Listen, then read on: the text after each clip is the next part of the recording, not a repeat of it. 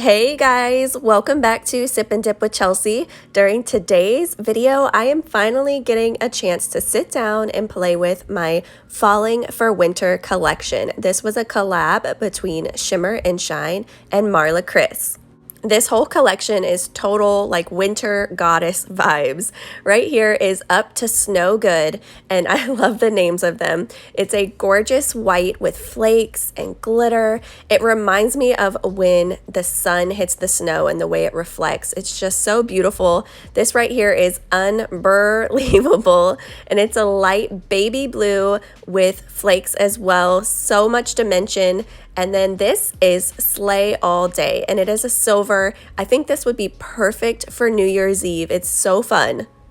The collection also comes with lots of other goodies. So this is Frostbite Chrome Powder, and it is a really pretty iridescent white chroming powder.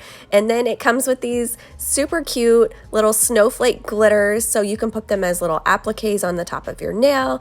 And then it came with this exclusive Poshy nail design. So these are water slide decals, and I love all of the different sizes. So you get the little individual snowflakes, you can do some ombre, they have the French tip full cover ones, and what's amazing is Poshy actually color matched these dip powders, so they match perfectly.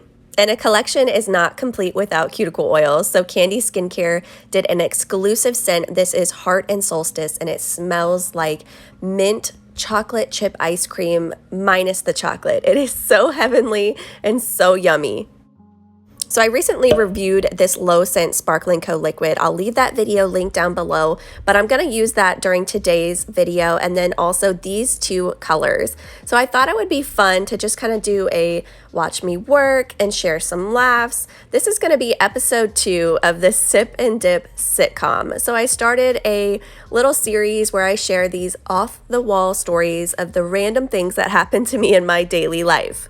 So now that we are past Thanksgiving and officially we can all dive into Christmas, I wanted to share what I have been calling it now, the Christmas cookie curse. So my husband's family has this sugar cookie recipe that has been passed down throughout their generations, and it's something that around Christmas time they get together and they just bake a ton of sugar cookies. So this is something that we have also started to do within our own little family, and usually like my husband, he'll be the mixer and I'm the one who puts them in the oven, and then my oldest daughter decorates them, and we spend a whole day just baking and decorating sugar cookies. So as you can probably imagine, it is way more sugar cookies than my husband and I and our children could ever eat, like in a lifetime. That's how many we bake. It's a lot. So every year we've made it a tradition, no matter where we live, we always walk the neighborhood and we pass them out to neighbors. So I would say we have been doing this for about 7 years. Since my daughter was born, we would just go throughout the neighborhood and pass them out, all the extras. And I kid you not, you guys, this is where the Christmas cookie curse has started. So in 7 years, we have lived in 3 states, in Virginia, North Carolina, and Florida. And in those states, we've lived in 5 different houses. So that's 5 different neighborhoods. And let me tell you what, I have the hardest time giving these cookies away, which is why I call it the Christmas cookie curse, because we go out, my daughter and I, our whole family, and we walk the neighborhood and we knock on the doors to the neighbors that we know and some of them that we don't, and nobody will answer the door. This has been going on for 7 years. And even some of the neighbors that I have, their phone numbers, like I've gotten to know them, I'll text them and say, hey, when is a good time to stop by and deliver these Christmas cookies? You guys, I have had people tell me, even people I know, just leave them on the doorstep. Just leave them at the door, just put them in the mailbox. And I'm like, okay. And this is something my daughter looks forward to every year. She gets so excited to go hand out the cookies, and nobody ever answers the door.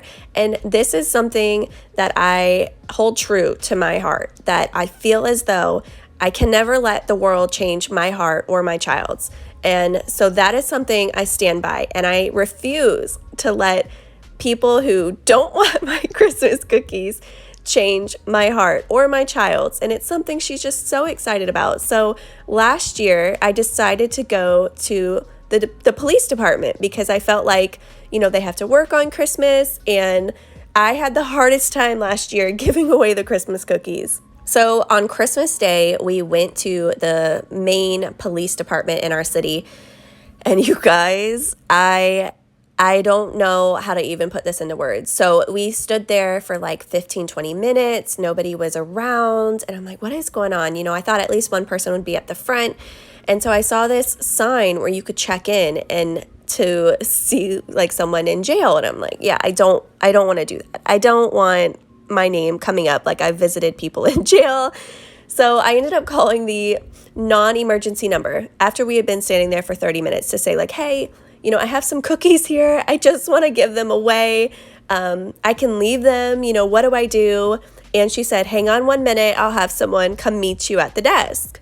So we ended up waiting an hour and nobody showed up. And I felt so committed at that point that if I were to just turn around and walk away, that someone would walk in like that second. So I just kept waiting. And then finally, one of the phone dispatchers, who is also, we should give high praise to, because they're the ones obviously who take those emergency calls and deal with those high stress situations, ended up walking out of pure chance. And I basically begged him to please just take these sugar cookies.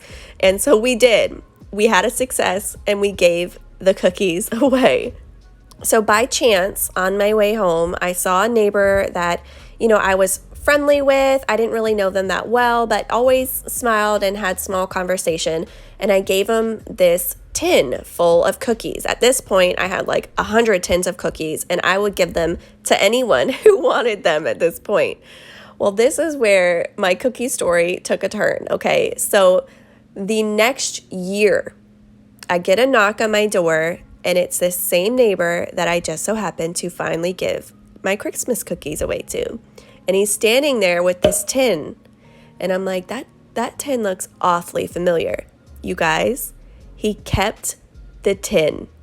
And then he gave me cookies in the same tin that I gave him the year before. So if you know me well, that honestly, like, I was so tickled. And I thought, if I knew him better, I would have thought this was a prank war and it would have been on. But I didn't want to do that. And honestly, it took every ounce of my being to not keep that tin and re-gift it to him again the next year. But I was just so humbled and thought it was so sweet that he kept it. And I don't think he meant it in a joking way, but I absolutely took it that way. So just know, if I give you Christmas cookies and you return it in the same tin, you have officially started a prank war. And I will keep that tin for the rest of my life, and I'll probably bring you Christmas cookies every year. I just could not help but see the irony in the fact that the one neighbor that I have finally been able to give the cookies away to has somehow returned said tin back. And I still couldn't give it away. So this year, I think I'm going to try the fire department with my daughter because I know they're going to be, well, I shouldn't say that. I don't know that they're going to be there, of course, if there's an emergency. And, we do give the extra cookies to my husband's work, the guys who work on Christmas, and we end up somehow gifting them away. But I am hoping to break this streak. I have some really nice neighbors at the house that we're currently renting, so I'm really keeping my fingers crossed for this neighborhood and the fire department. And of course, I will keep y'all posted on if I can gift them all away.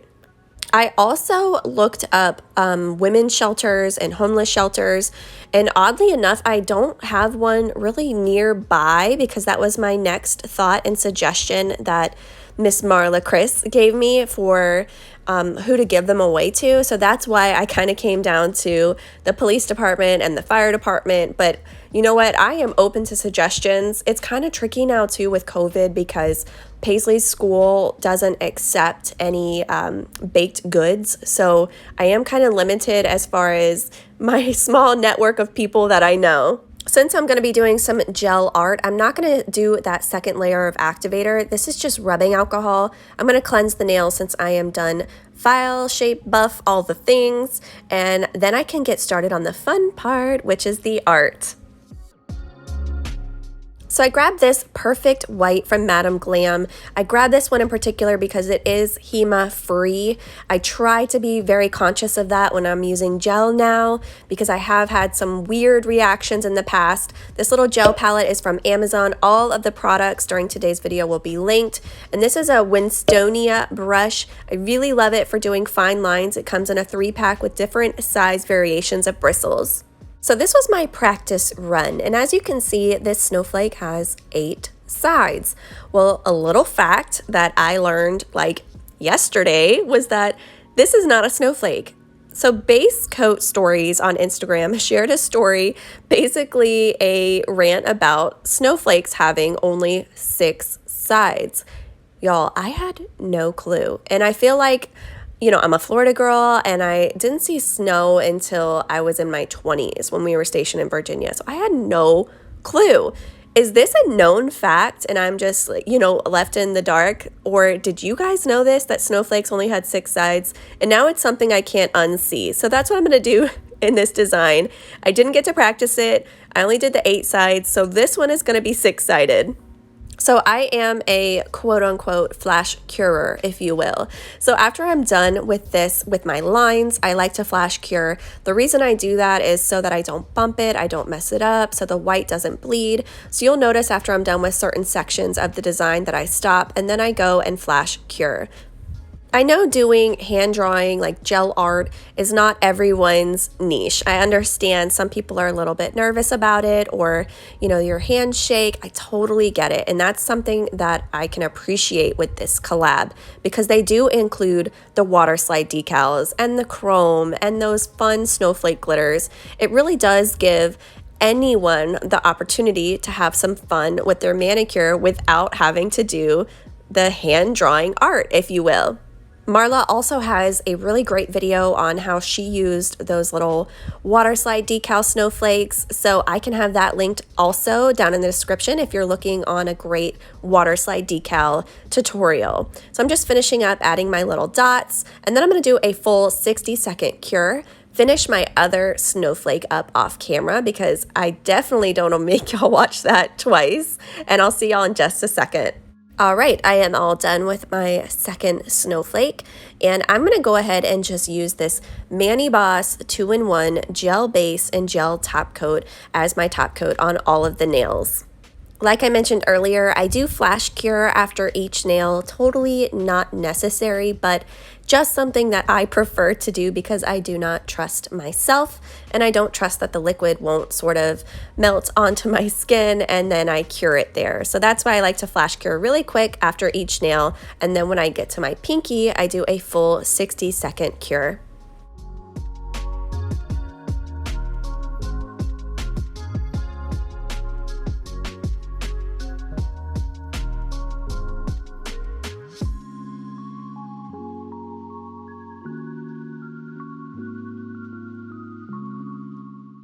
All right, I am all done. I love how fast and easy gel top coat is. You don't have to wait for it to dry, just a quick 60 seconds and it is done. I really love the way they came out. I feel like I'm totally summoning winter to Florida. Hopefully, ideally, that would be best case scenario. So I've got my Heart and Solstice cuticle oil. This is that exclusive scent I told you about at the beginning of the video. It is so scrumptious. I am not really into sweet smells, but this one is not overpowering whatsoever. And I love, of course, that it's exclusive. So if you're interested in that scent, it is included in the collab and the whole collection. It's available on their website. It's about $40. And I'm telling y'all, I feel like for as many fun little goodies that you get besides just the dip powder, which is also gorgeous, it's totally worth it. Well, you did it. You made it to the end. You got through my whole story, and thank you for doing that. You deserve a cookie. I'm just kidding. Don't worry. I won't mail you sugar cookies, but I hope you guys enjoyed today's little story. I definitely have a lot more off the wall sitcom stories to share with you guys, so I hope you're enjoying them. And thank y'all for being here. Next week is my 9K giveaway, so be sure to be subscribed so you see that video and you can enter next week. I am so excited. Mind blown, cannot believe 9,000 of y'all are here, and I appreciate every single one of you. I hope you guys have an amazing day, and I'll see y'all in the next video.